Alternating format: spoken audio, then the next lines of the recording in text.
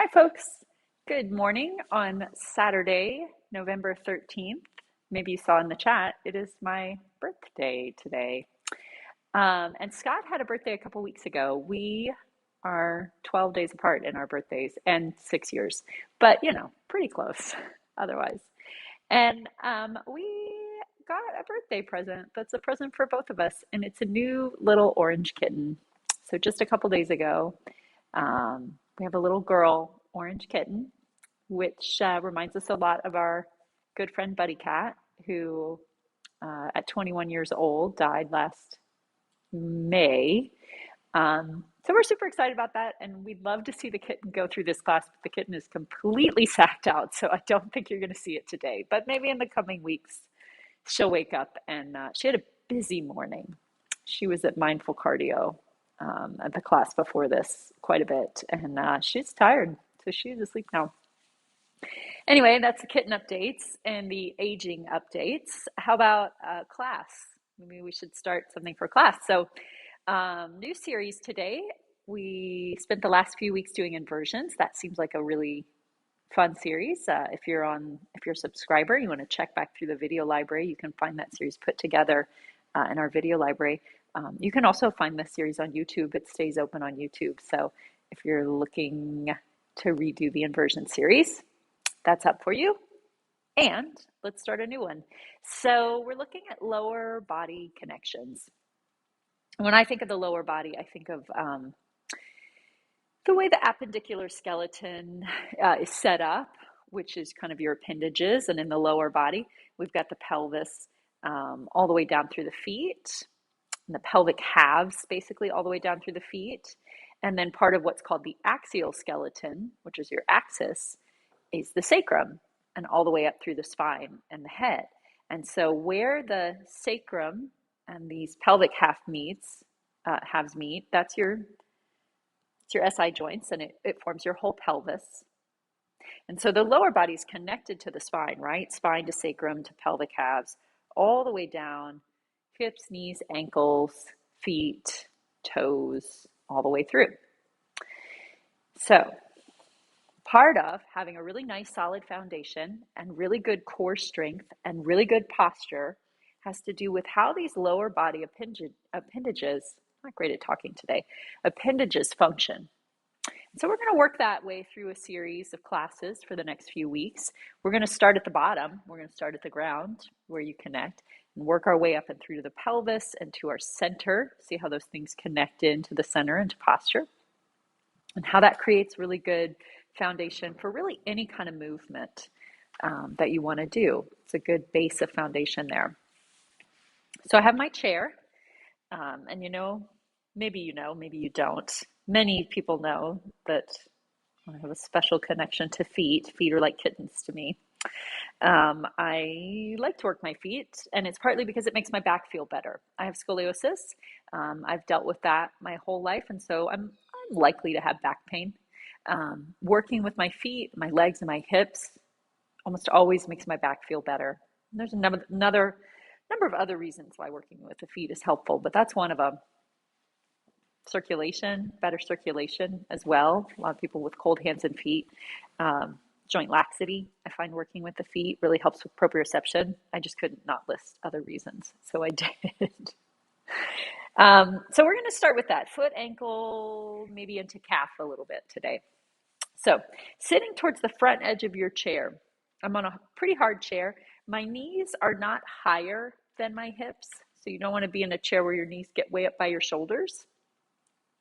But also I can get my feet really solidly on the floor. So I'm not up on a high stool where I can't quite reach the floor, or sitting way back where I can't, it's not really connected.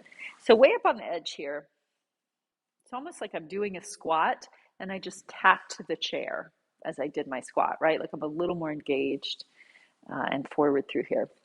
Then we're going to do some of these movements we've done before in here. I like to call it the foot action series. We'll just go through some of the actions of the foot. So we spread the toes out, the ball of the foot out, do a little lift in your heel, and lower your heel down to the floor. And then go the other way, float the ball of the foot up and take it back down. And lifting the heel and lowering. and then lifting the ball of the foot and lowering. So maybe you've done this with me before. Chances are you've done this action before. So just a couple things to think about. The ball of the foot, as my heel comes up, I really think of the toes spreading out. Oh, here she comes. The toes spreading out and the ball of the foot spreading out. And that gets me a little more into my ankle and calf support. What I don't think about is pushing the front of my ankle really far forward. That's really just going to kind of create some instability in the ankle. So if I want to work my calf and my lower leg, it's actually a little better, I find, to keep my heel in kind of mid-range. And think about the foot spreading out a little more. Gets me into the arch of my foot muscles, gets me into my toe connections, and that focuses down in some of these deeper muscles here. Let's go to the other foot. Heel lifting and then ball of the foot lifting.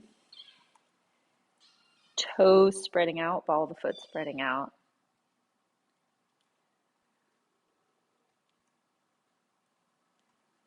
And then as I lift the ball of the foot, I think of the heel also spreading out, not grabbing and gripping a lot in my toes, but just like floating at the ankle. See if I can really get that crease in the ankle to come up, not my toes necessarily. It's an interesting distinction.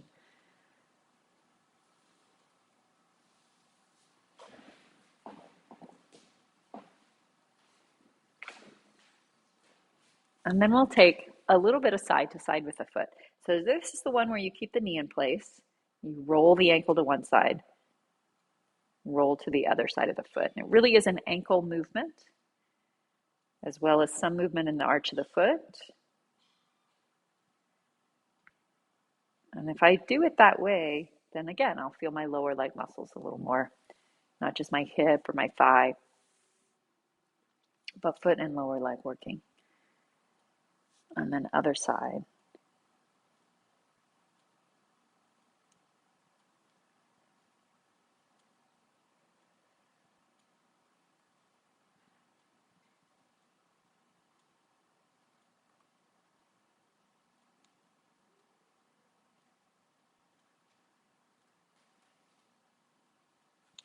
And then both feet on the floor.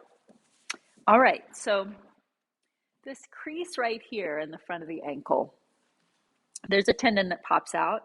Maybe you can feel it. Maybe it pops out pretty quickly on you. If I kind of like push my toes around or like pull my toes up, I can get it to pop out. You could play around with it and see if you can feel that tendon right across the front of the ankle. That tendon is connected to a few things, but probably what you're feeling is the tibialis anterior muscle along the front of the shin, how that pops out. And that reminds me of how the hip flexors pop out. And maybe you've had that feeling before too, when you try to lift your leg, say you're doing single leg circles and you try to lift your leg and hold it, you feel a lot of like just gripping right in the front of your hips. A lot of people have that feeling sometimes. Those two things often go together.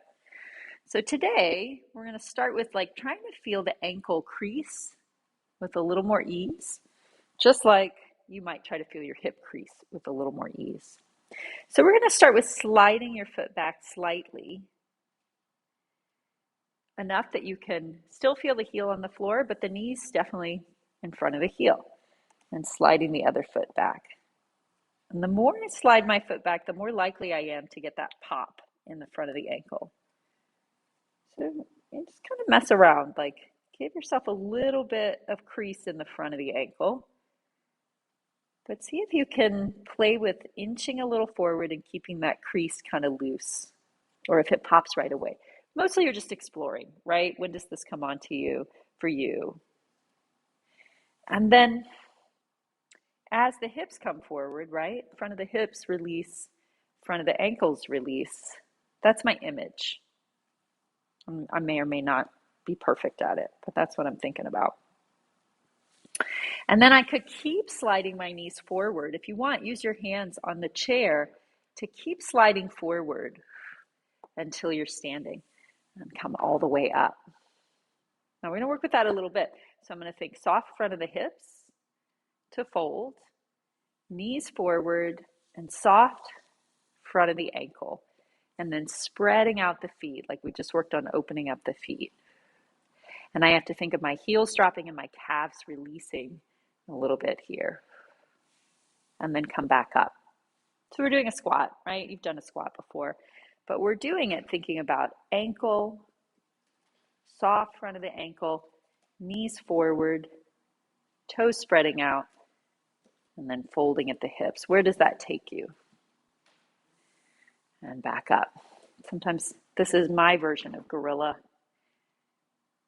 like this kind of gorilla feeling in the upper body, just kind of that open back that they have as you come down.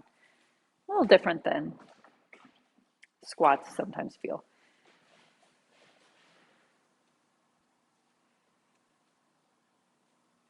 Now, if this is working well for you and you want to play with going lower, you could go back to your chair, right? Maybe use your hands there. Where was that chair? Oh yeah, there it was, back there. And then work through the whole range of motion down to the chair. It's hard though, hard to not get your ankles to grab. So either way.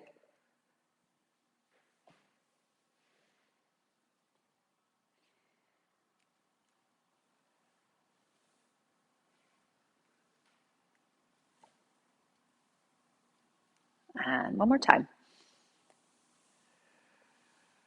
Nice wide foot.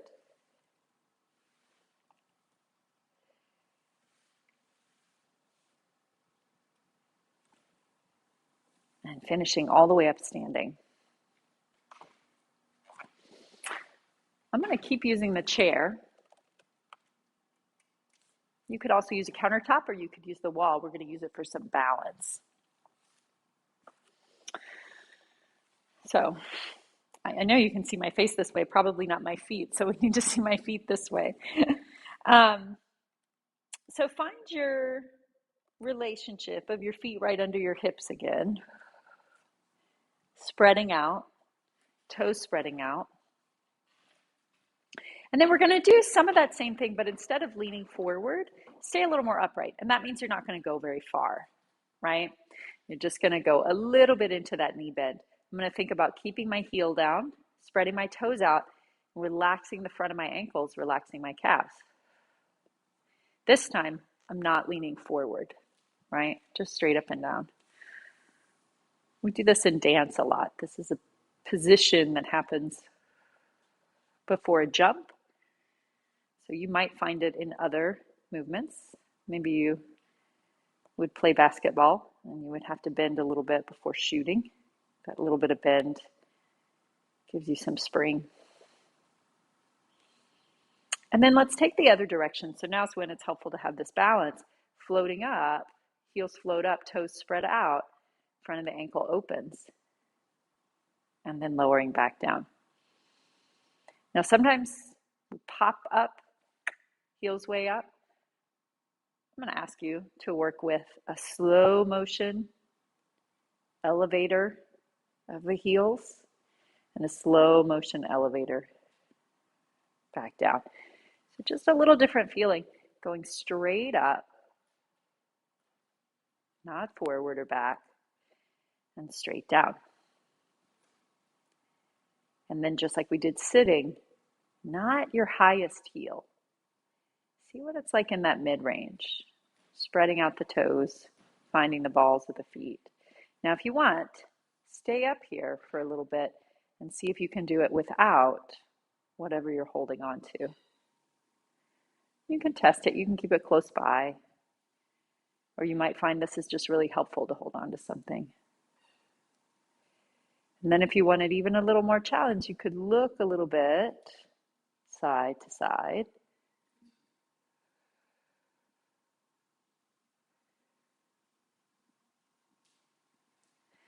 And then lower your heels down. Okay, we're going to take one more with that incorporates all that. Bending the knees, lifting the heels a little with knees bent, then pushing to that straight leg position, and then lower your heels down. So knees bend, you stay upright. Knees come a little forward as your heels lift. Push till the legs are straight, and then slow elevator heels down. Maybe you want the chair, maybe you don't. Maybe it's there if you need it. One more like that.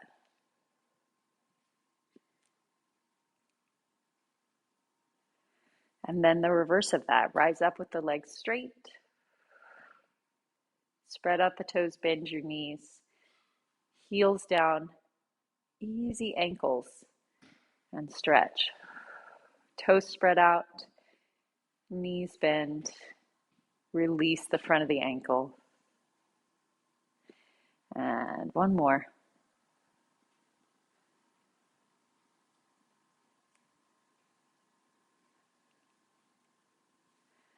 And back to straight.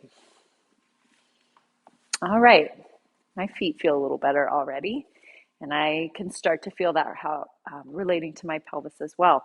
So let's take this down to the mat. We'll move the chair off to the side.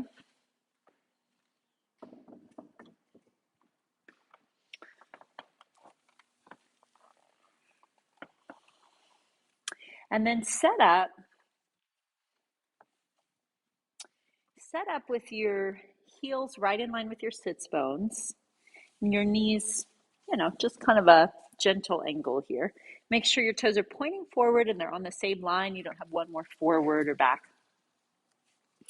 And then from there, slide your pelvis a little forward and then come onto your back and see if you can leave your feet where they are.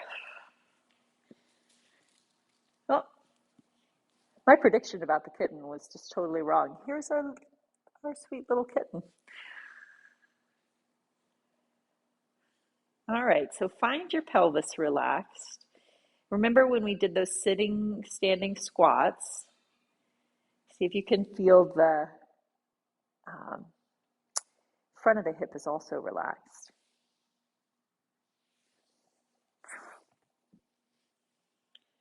And then we're going to play with that same foot movement we did a moment ago, where you pull the ball of the foot up, so you're essentially flexing the foot. You're going to feel a little bit of support from your abdominals, and just float your heel out along the floor till your leg's straight. And then same thing, a little bit of support from your abdominal makes your leg light, your heel light, so you can just trace it along the floor. It's not so heavy on the floor. And then lower your foot back into place. So then other side goes, you flex the foot, nice soft front of the ankle, and then feeling your belly, kind of like that very beginning of the knee fold, makes your foot really light, your heel really light as you glide it along the floor. And then gliding back in. And lower your heel down. It's good to have kitten feedback on your foot to make sure your alignment is right. She's helping me out there. Same thing with the other side. Now, as you make your leg light, do it from your belly, not your neck, not your lower back, not your chest.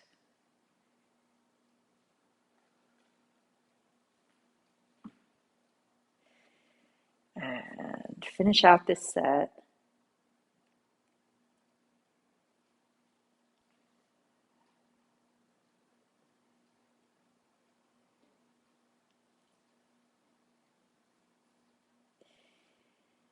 And then leaving both feet down, hopefully still in place like you had them a moment ago.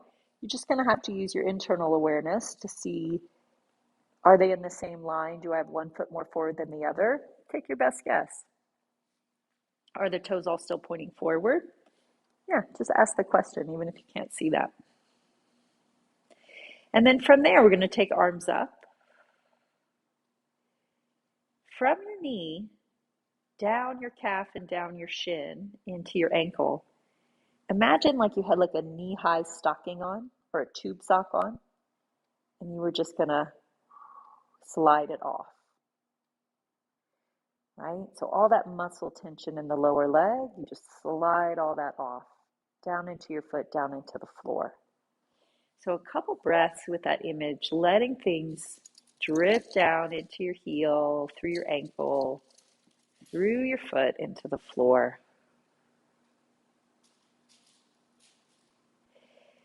And then with that feeling, weight through the feet a little bit more as your pelvis tilts.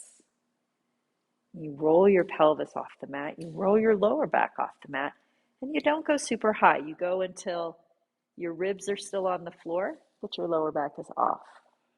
And then you unroll that knee high, that tube sock again.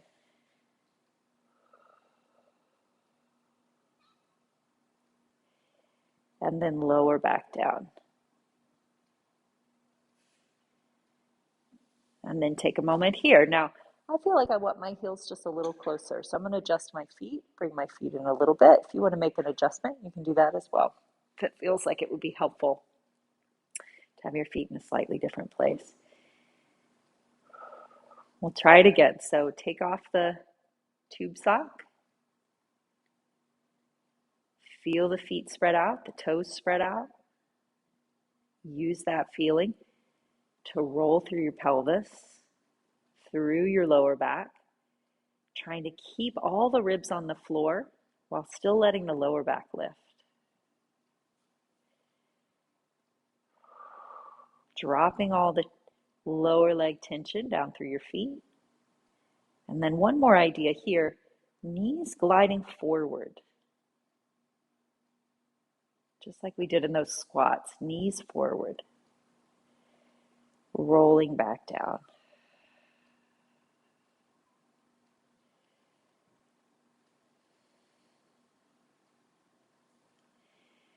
And we'll take it one more time.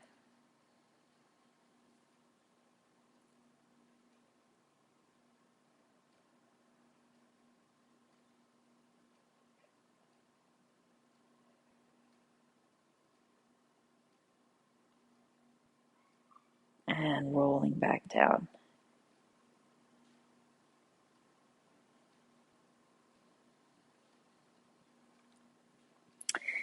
And then hands behind your head. So we're going to do a little bit with the mini crunch. And in the mini crunch, we're going to go back to that heel slide movement when you're up. So I'll talk you through it, but that's where we're headed. So, mini crunch, elbows are a little lifted, ribs are sinking. For now, you still have nice, loose, uncompressed, decompressed shins and calves and toes, all those things in the floor. And we'll take an exhale, sinking your ribs to bring your head up and to look into your belly. And then take another breath and just a little more, dropping your belly. And you might notice your feet want to pull up out of the floor. Maybe your calves grip, maybe your hips grip. Pay attention to that. Can you let it go, right? You don't need it. Lower your head back down. So we'll just start with a couple plain ones. Take a breath in. Exhale. Once you're up, do another breath. From your belly, you come a little higher, and you leave the feet as they are.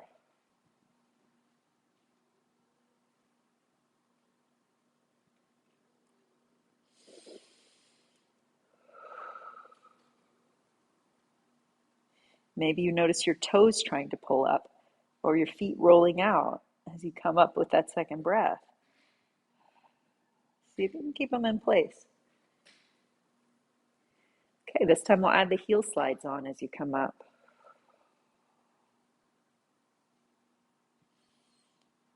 So holding the head up in that position. Nice, easy, floating the foot up, gliding it out, gliding it in from your stomach. Lower the foot, other side goes. Belly holds the leg really light.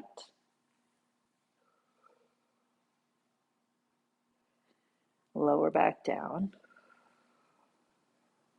And we'll do that again. Inhale, exhale, coming up. Hold it here. Exhale, a little higher into it. Let's start with the opposite leg this time. A little easy, soft front of the ankle. Lift the foot, glide out, glide in. Lower, left foot.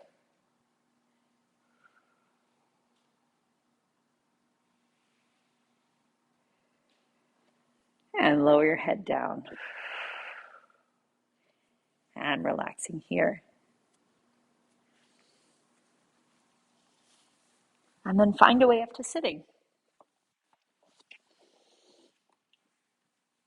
Okay, so let's do one more thing for the front of the ankle. And getting the foot to extend. So we did all that flexing, right? Flexing the foot up. We call that dorsiflexion, for those of you looking for the anatomical term. And then that pointing action is called plantar flexion, or just thinking of pointing the foot, that position the ankle. So we're going to go more towards the plantar flexion, see what that feels like. And as I go towards plantar flexion, the way we're going to do it, I often think of this front of the shin place. This is a muscle that's a little hard to feel unless you're in distress. Like you'll feel it if you have shin splints, but a lot of times otherwise people don't feel it that much. So we're just going to use the image of the front of the shin, knowing where you're going. So we're going to come onto your hands and knees. Hands under shoulders, knees under hips. And then if you take a look at my ankles, I mentioned earlier, I talked about joint laxity. I'm pretty joint lax. And if you look at my ankles and my feet, you might see that my ankles are almost on the floor. My shins are pretty much on the floor. That's a very, very loose ankle. That's what I have. It's a little bit joint lax. So your ankles might be more like this, and that's just fine. Just wherever they are is wherever they are. It's not like a desirable thing to have your ankles all the way on the floor necessarily. That's just where mine fall. So in your hands and knees position, might be a little hard to see my feet now that there's a kitten attacking them, but I'll describe it to you. Think of your toes pointing straight back. Most of us, I think they kind of fall in or out. So try to get those toes pointing straight back. Notice where your ankle sits. And then just for a couple breaths, you're going to imagine relaxing the arch of your foot and the front of your ankle. And the arch of the foot is important. If I don't think of both, then a lot of times I get a foot cramp. So I want to think shins are heavy, ankle relaxes, and arch of the foot relaxes. And I'll feel those shins go a little lower towards the floor. And then with that same idea, I'm going to start to push backwards in towards child's pose position. Doesn't really matter if you go all the way to child's pose or not.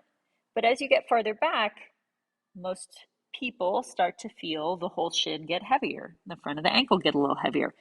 Thinking relaxed arch of the foot towards child's pose. Now, as you come up, you're going to imagine keeping all that weight in your shins. So this time they stay that heavy as you come back to hands and knees. Isn't that magical? It's like they couldn't get any lower, but now they're lower. So play with that movement a couple times. Feel how the weight of your shins get heavier as your hips drop into them. And then without tightening the arch, try to keep some ease there as your shins keep pressing down. And back up. One more time. This time maybe you add in feeling the front of the hips relax.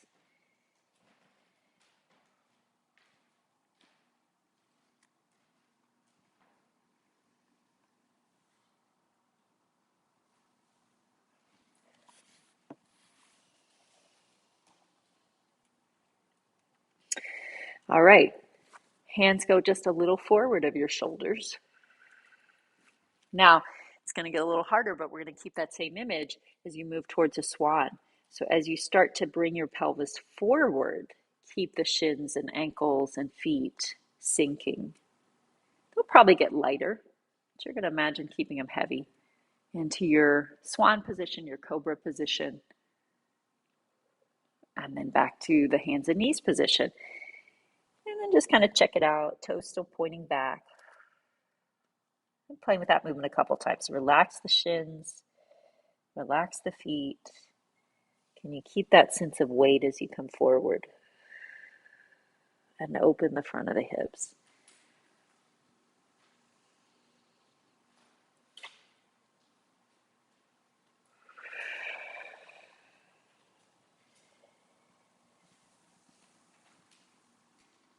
And one more time.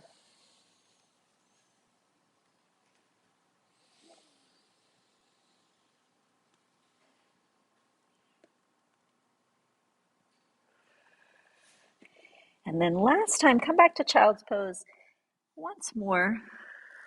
Let the knees soften, the ankles release, the arches of the feet release, the hips release. A couple breaths.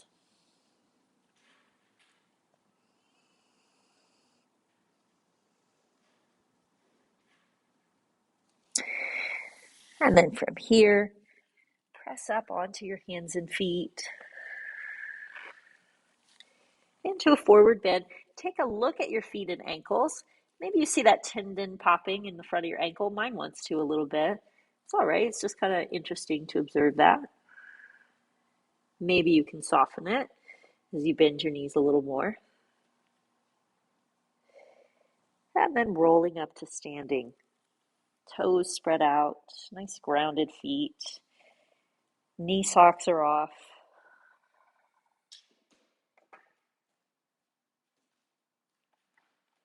And all the way back up.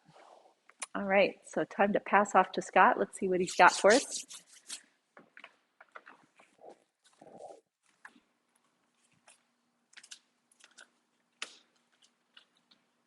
So let's continue in that thread and taking a look at feet and mobility in the ankles. So picking up where you left off, let your feet sink into the floor. And in my experience, that sense of tension, I love that description, like socks that are being pulled up. The absence of that tension is like the socks sort of melting down. So let any shin tension socks melt into the earth. And I know not that long ago, there were yoga techniques that said lift your toes and keep your toes lifted. And if you're looking to create tension in your neck, that's one of the most effective ways that I know of to create neck tension. Conversely, letting your shins, any tension melt into the floor. Well, maybe you're already feeling it. A little bit more ease in your neck. So this sense of rootedness or groundedness, let's continue this thread as you step your feet apart. And then from your hip sockets, turn your legs out a bit. Then with this sense of weight in your feet, exhale, bend your knees, ankles, and hips. And then inhale, come up. Bend. And straighten. Now let's continue going up and down. If you're anything like me, once this movement begins, then I'm more drawn to what's in motion. Knees, legs, torso. As you exhale, bend. Inhale, straighten. See if you can keep your mind in your feet, letting all your 10 toes nestle into the floor. The balls of your feet, left foot, right foot, descend into the floor. And then a sense of your two heels, right heel, left heel, merging into the floor. Let's do a few more movements here. Let your shins relax both as you bend and as you straighten. As you bend. Last one here. And as you straighten. So now turn both feet back to the front. Now let's focus a little bit more on the right leg. To do so, turn your left leg in, right leg out, and matching movement to breath. With the exhale, bend. With the inhale, straighten. So when we did the sumo squat a few moments ago, talked about foot merging into the floor, toes, ball of the foot, and heel. And let's have the right foot be the primary recipient of that focused awareness. In fact, I'll sometimes think about not lifting up, but actually focus on pushing the foot down to initiate coming up.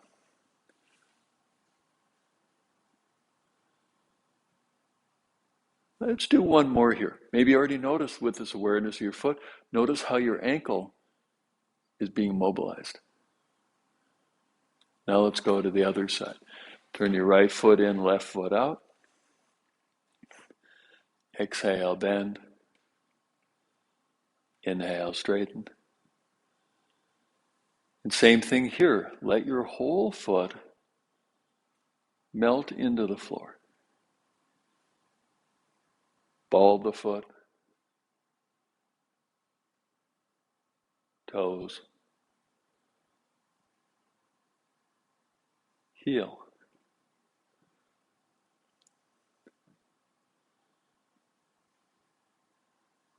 And so often in our busy lives, there's tension in neck and shoulders, upper back, isn't there? So what we're doing right here may seem really far removed from that tension, but actually this is a very effective way to work with that tension, a remedy. So last few movements here, rather than thinking about coming up, straighten your knee by pushing down.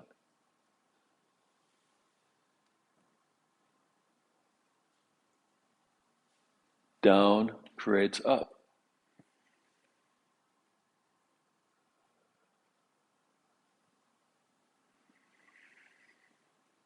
And turn both feet back to the front and step your feet together. So best you can, stay in your feet as you inhale. Stay in your feet as you exhale, sweep your arms up. Inhale, arms down. Especially if you tend to have a sore neck, keep your mind in your feet as you exhale, arms up. As you inhale, arms down. Let's do a couple more.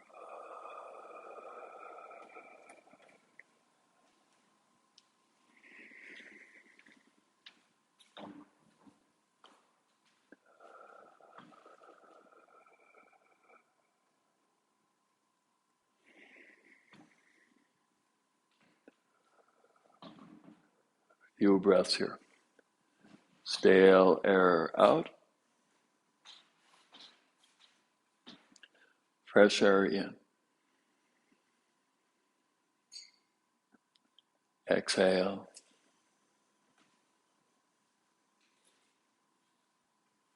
Inhale.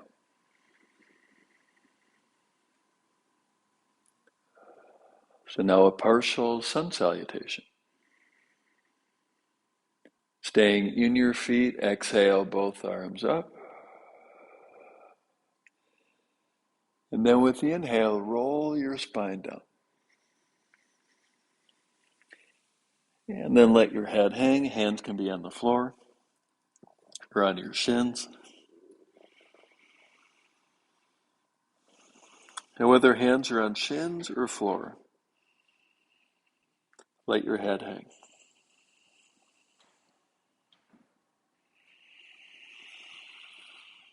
And with the next exhale, reach the crown of your head forward. See if you can make this movement not so much from your neck, but from your upper back. Couple of breaths here.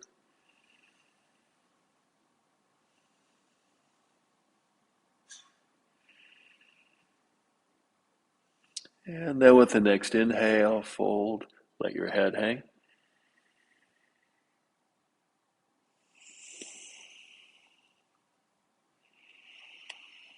And then with the exhale, roll up, segment by segment, vertebra by vertebra, arms up, chin up, inhale, arms down. So let's do that same thing a little bit faster, but the whole time, See if you can stay in your feet. There's all these movements, arms, shoulder, spine.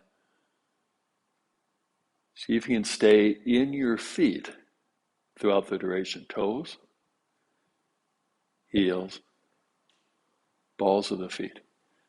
Ruthie, sign of approval. Hi, Ruthie cat. Big deep inhale. Exhale from your feet, lift your arms up.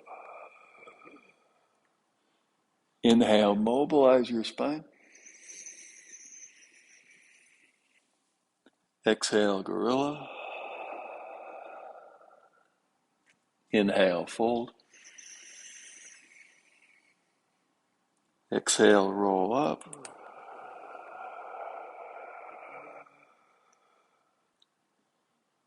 Inhale, arms down. Let's take a few breaths here. I don't know if you noticed that Ruthie made that effortless leap. How did she end up on that windowsill? Maybe you saw how she pushed her feet into the floor. And the enthusiasm of how she pressed down gave her that lightness to leap up. So ground down. It can be kind of counterintuitive, isn't it? You'd think that standing tall is what you do from your shoulders, neck, and head. Well, that's why a lot of people have stiff shoulders and a pain in the neck. So let's take cue from Ruthie here. Root down. Then from your feet, from your rootedness, exhale, arms up, lifting up by pushing down. Let your feet support the youthful mobility of your spine. Exhale from your feet, thoracic extension. Inhale, fold. Exhale, roll up.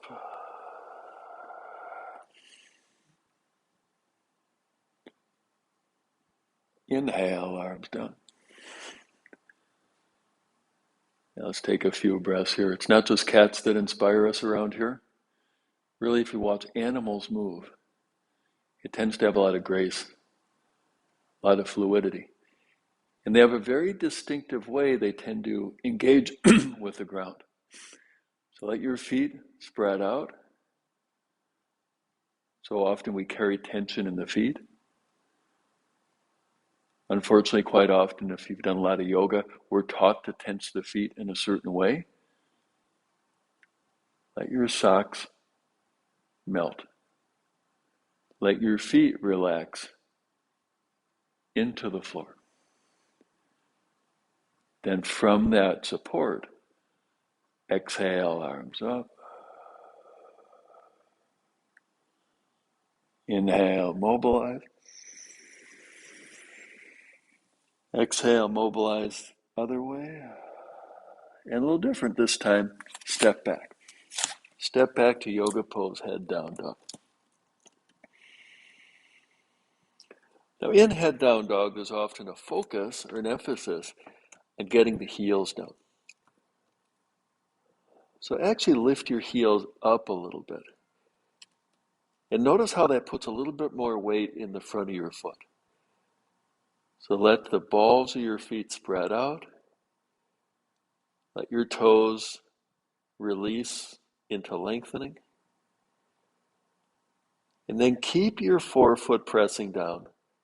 Slowly descend your heels down, whether an inch or more.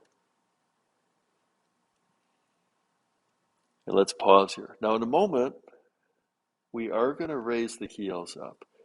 But rather than doing so from the heels, do so from the front of your foot. Press your toes and balls of your feet down to lift your heels up. And then maintain that rootedness as you slowly descend your heels down.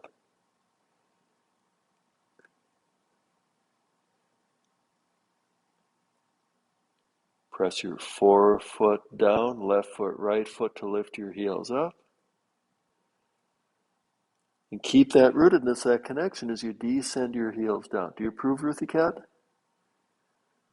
Let's do one more. It's been a long hold in dog pose, hasn't it, Ruthie?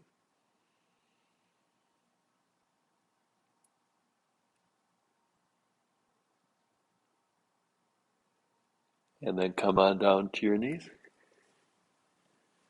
And then onto your back. So now that we have a kitten around again, I'm going to have to be cognizant of always looking around, not making fast transitions and sitting on the kitten. Don't ask me how I know about that. So knees bent, feet flat upon the floor. And just like you did a little bit earlier, let your feet release into the floor. I really love that image of socks. A lot of us, it's like we're pulling up ill-fitting socks, and that tension that originates in feet, ankles, and lower leg is held in the neck. So let your imaginary socks melt down into the earth, and let your feet effortlessly relax into the floor. Now in a moment, we're going to lift the hips up, but not by lifting the hips up, by pressing your feet down. Let's give it a shot. Press your feet down, and notice as you progressively push your feet more and more into the floor, your hips get lighter. Down creates up.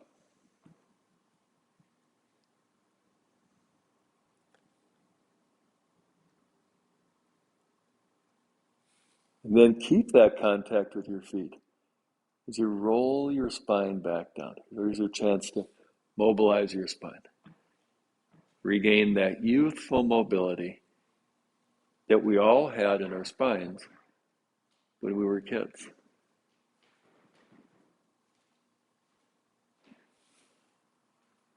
Downward flow, creating upward lift. And don't worry if this feels kind of stilted at first or a little bit contrived. I encourage you to stick with it, because what we're doing here is really the essence of improving your posture. It's not how you fight gravity, it's how you work with gravity. Down creates lift up. Maintain that connection as you roll down. Let's do one more. Downward flow through your feet creates upward lift of your pelvi. Pelvi is more than one pelvis because a lot of us are doing this right now.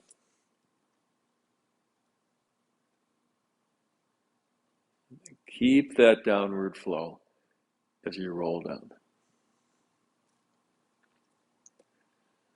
All right, so that's been a lot of talk of the feet. Let's extend this idea. Come on up to sitting.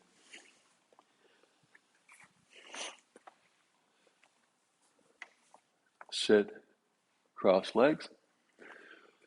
Now in sitting cross legs, if your knees are up really high, sit up on something.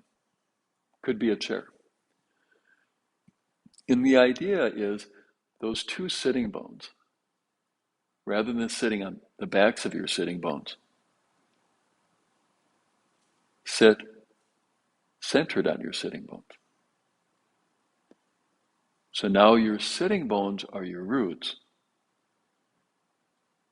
And sink your roots deep down into the floor to support the lifting up through the crown of your head.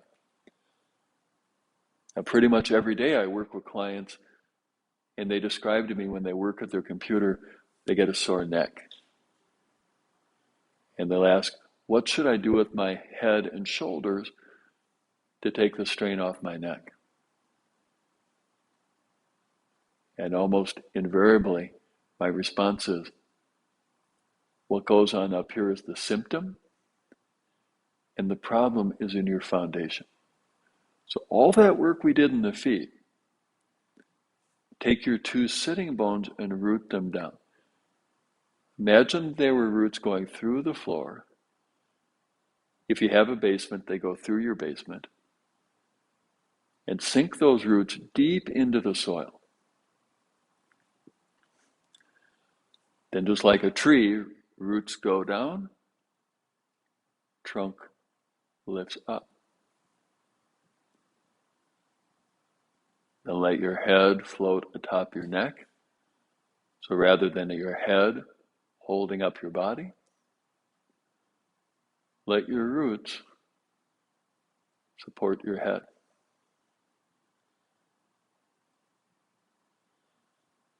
Now, similarly, a lot of people, how do they hold their shoulders? They do it from their wrists and forearms.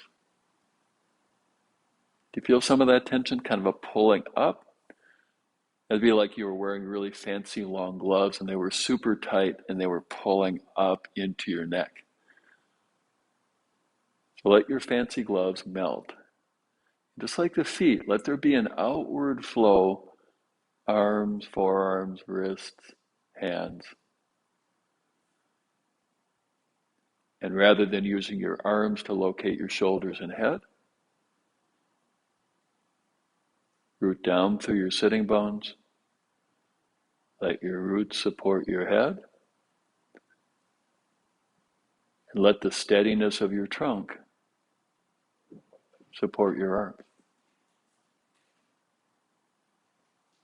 Now let's do a spinal twist. Twist to your right, left hand comes across, right hand goes behind.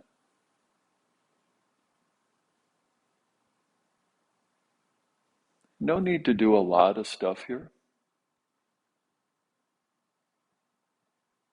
Not uncommon that we'll bring our stress and anxiety from our daily life and bring it to the mat.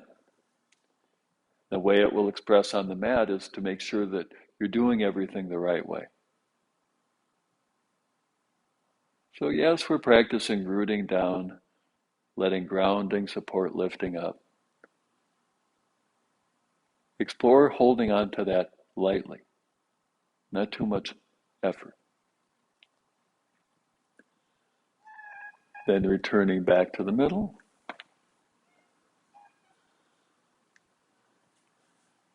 And then twisting to the other side. Oh, it's nice when Ruthie makes an appearance. So the same way that Ruthie jumped very high up to that windowsill, root down to lift up. But please don't make that too much work.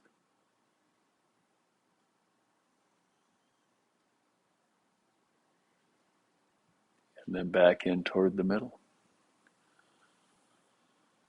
So now let's work on a technique that is one of my favorites for posture overall. Yoga pose, locust pose. You start off on your belly. On your belly, touch your heels, plantar flex your feet, point your feet. Then land your hands near your armpits. And in a moment, we're going to lift up. So continuing the through line of today's session, press your pubic bone down into the floor and let that rooting down float your head and chest up. In many respects, that's the easy part. So root down through your pubic bone, then to lift your legs up, right, Ruthie? Yeah, am I doing it? Let's take a few breaths here. Yeah, I'll keep studying and watching you. And then come on down. Then pushing up to hands and knees. And then from hands and knees, turn your toes under. And make your way to yoga pose, head down dog. So best you can, forget everything that we said and simply feel your body as it is, whatever sensations arise in awareness. And then 3 slower, deeper breaths.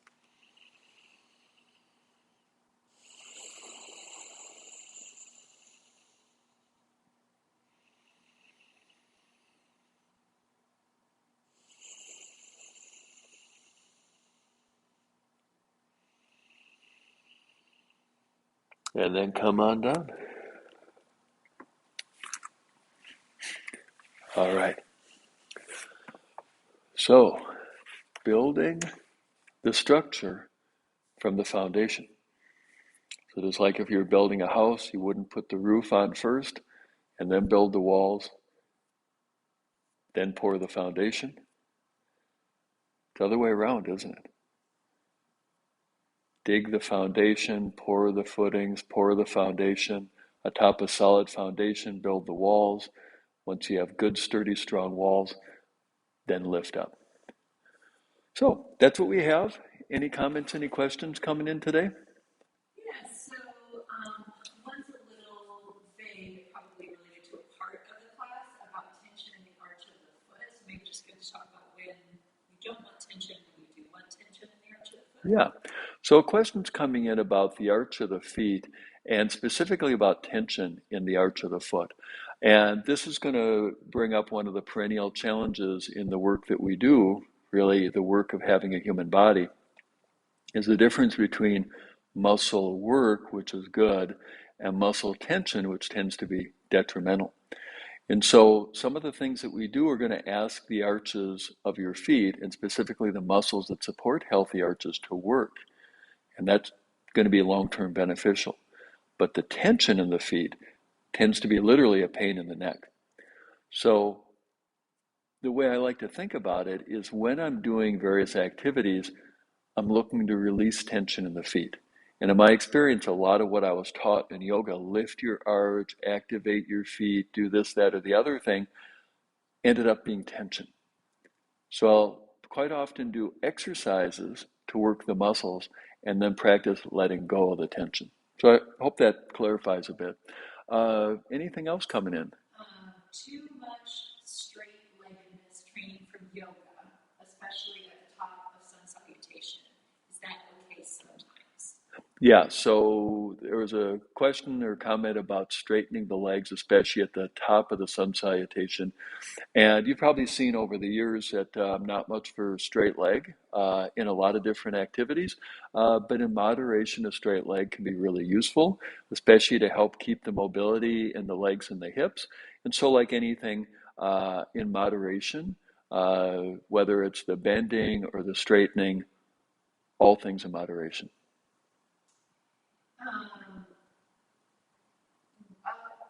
The down dog with heels up and down, should you also be relaxed in the front of your ankle? Yeah, so question about in the downward dog, we did some heels up and down.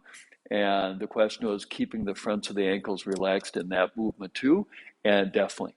So I was expressing it slightly differently. I was focusing on the down creates up and maintain the contact as you descend the heels down.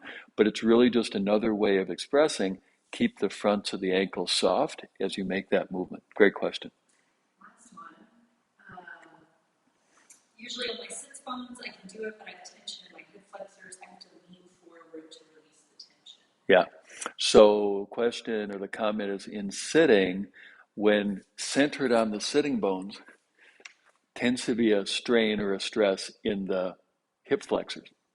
So in general, that would be indicative to sit up a little bit higher. And then in addition, power of the mind, whether you're on the floor or sitting up even on a chair and you notice there's this tension in the hip flexors, let your thigh bones drop to the floor in much the same way that we practiced releasing the feet into the floor. So when in doubt in the human body, the paradox is drop down, even though our intention is to rise up. Use down to create up. So great questions. Awesome. Thanks so much. And we do this every Saturday. It's free, open to the public. And please tell your friends, neighbors, relatives, coworkers, and we'll keep growing this community. Alrighty. Bye-bye.